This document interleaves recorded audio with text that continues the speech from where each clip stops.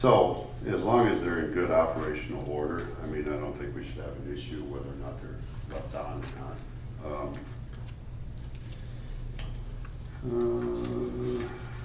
The last sentence in 161.4B is changed. It used to say no building openings shall be boarded. All first floor and ground level windows, doors, openings shall be free of posters, paper, all that stuff. It's changed to they could temporarily board them until existing fix is made. So, worded a lot better than what I just said, but. I hope so. But you get the idea. And Jason, there's not a deadline or a time period for that change, right? I mean, as long as it's made the same color. You know, I suppose we can keep prodding along if we think it's too long. But no, right now there is no. I mean, I don't want to get into the weeds on that, but I anticipate someone coming at the next meeting and saying. That's why we have a code enforcement officer. That'll be his job to make sure that gets taken care of. And then we get to F down there, that building foundation was completely reworded. Basically just to make it pertain more to the actual foundation.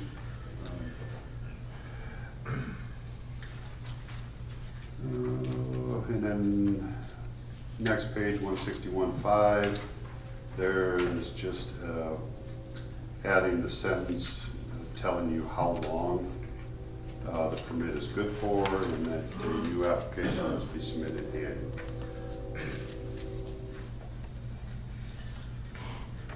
Final page.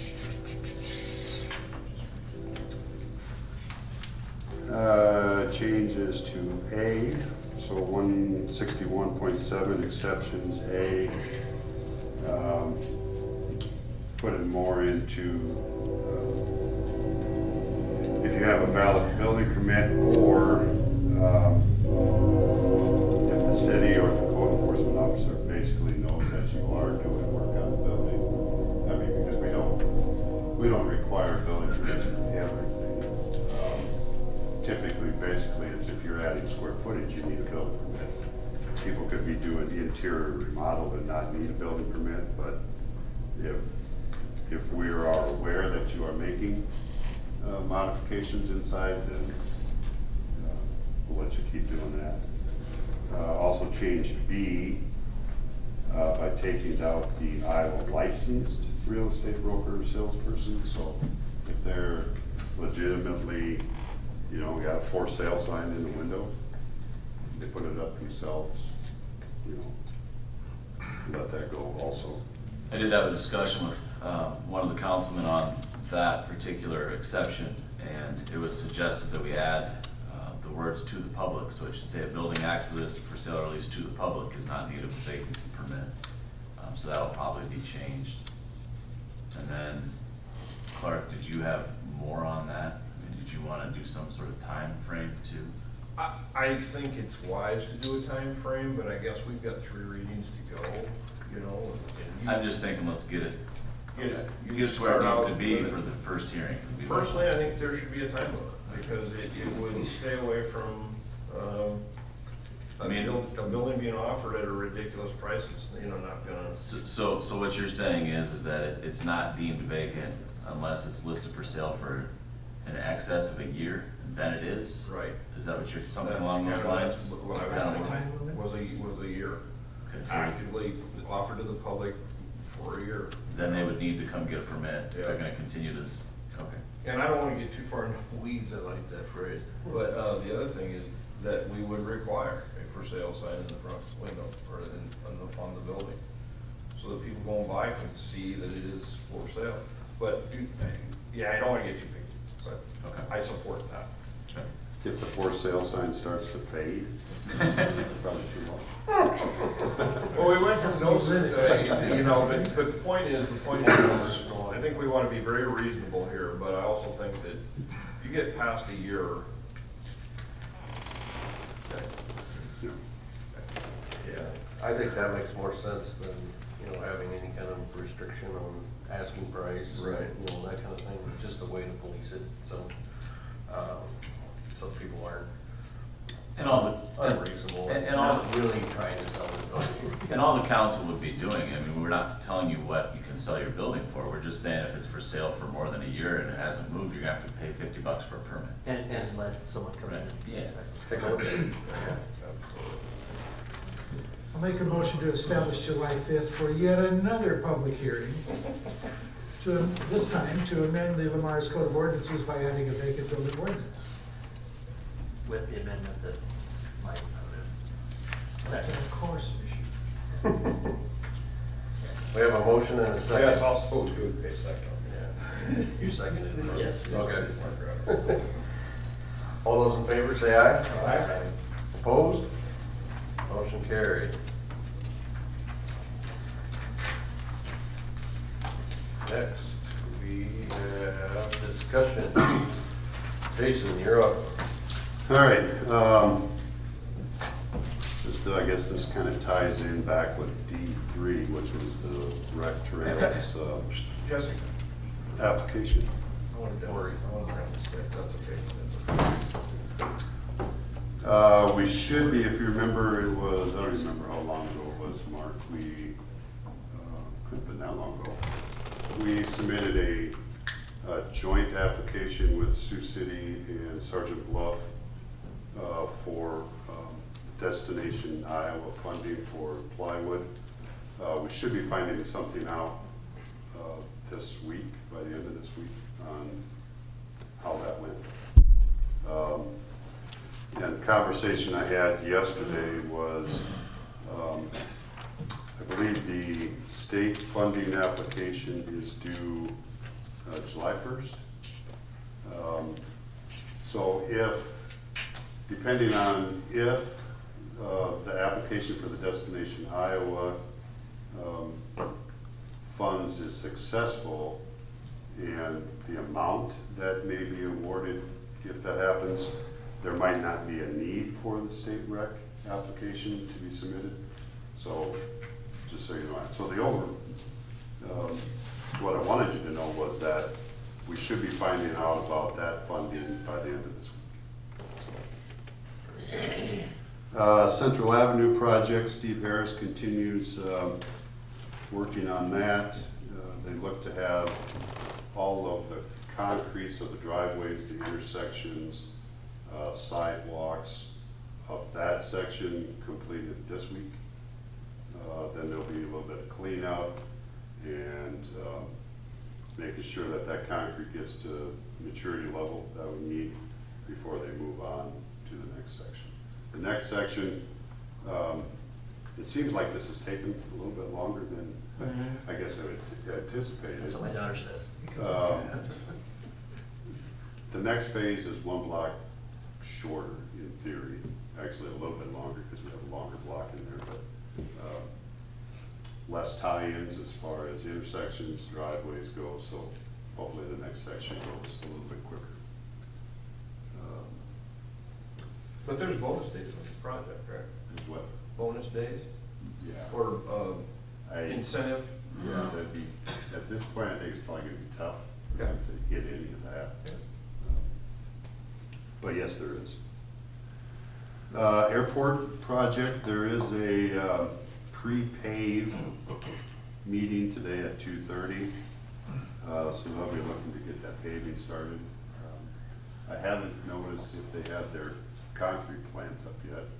I don't think I noticed it. It wasn't there this, yesterday afternoon when I looked, but I didn't see it either. And I don't know how long it takes for them to get that thing up and running, but, so, we should see paving start out there.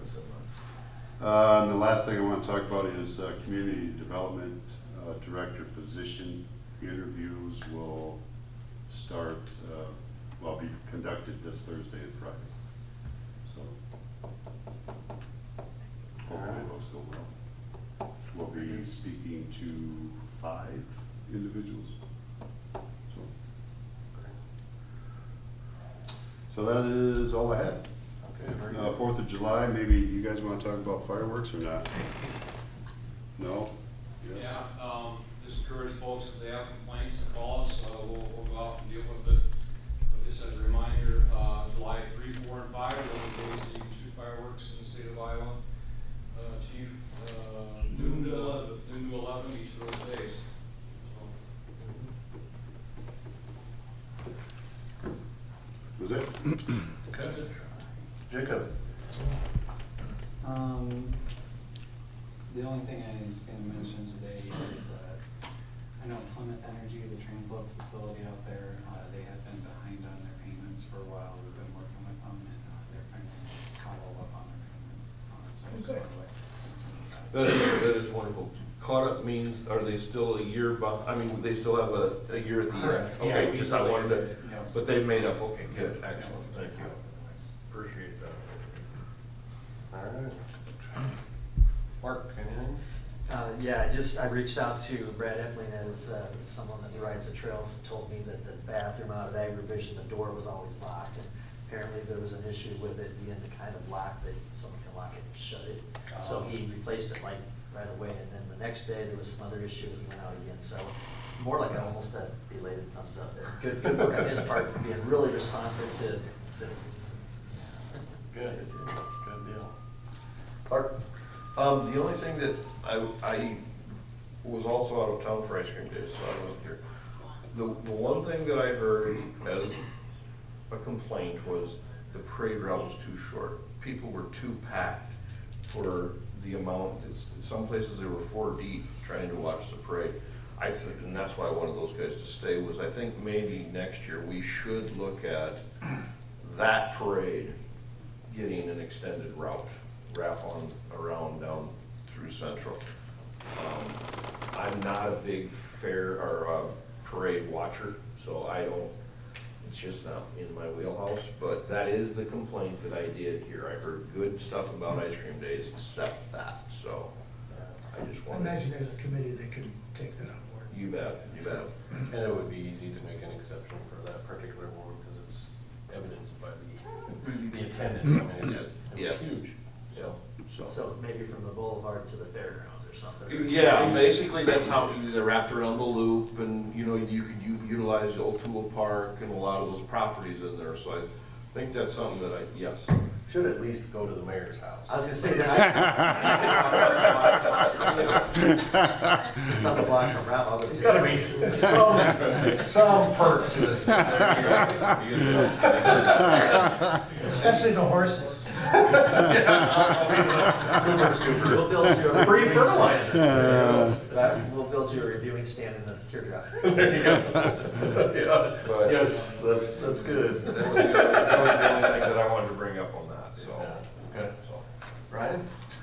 I had someone come to me complaining about people losing branches and stuff on their way out to the branch dump and just leaving them all over Highway 3.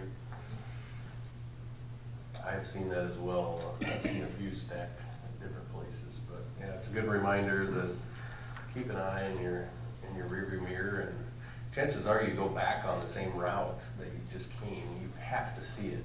And it wasn't there when you went home. Don't leave it for the next guy. Yeah, exactly. I've seen it too. Do your part. So, Mike? I would add a belated thumbs up like Mark's to the same person for having a flagpole restored in Foster Park so that the patriotic beginning of the concert could include the Star Spangled Banner and such. They were anxious and very pleased to see it, and so am I. And I don't have anything specific, so we'll move to the closed session. So it's recommended that the council enter closed session to discuss the city administrator's performance, and the city administrator has requested the closed session.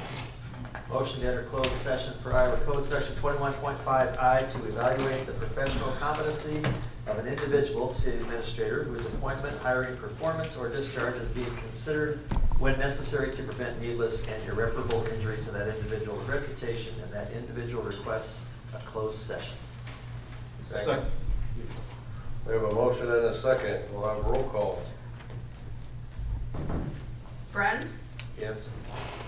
Donlin, Yes. Goodchild, Yes. Sturgeon, Yes.